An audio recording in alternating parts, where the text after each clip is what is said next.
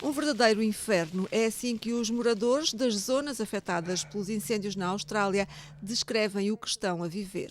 Várias casas destruídas e 2 pessoas desaparecidas, num balanço atualizado quase ao minuto. It's horrible. It's just very like a nightmare, obviously.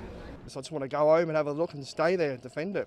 Mais de 800 bombeiros, dezenas de aeronaves mantêm-se no combate às chamas, particularmente nas colinas de Adelaide, no estado da Austrália do Sul. Ali vivem cerca de 40 mil pessoas. A maioria foi forçada a abandonar as suas casas.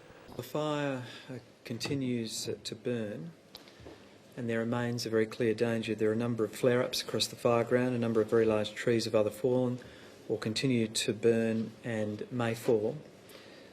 Fires caused by the flare-ups can travel quickly, the direction can be erratic. We need communities to remain prepared and to stay informed. It looks like the wind has come up slightly and some hot spots that are down in inaccessible terrain have flared up, and we've got a few smokers coming up. They're downhill from some significant assets, including this house.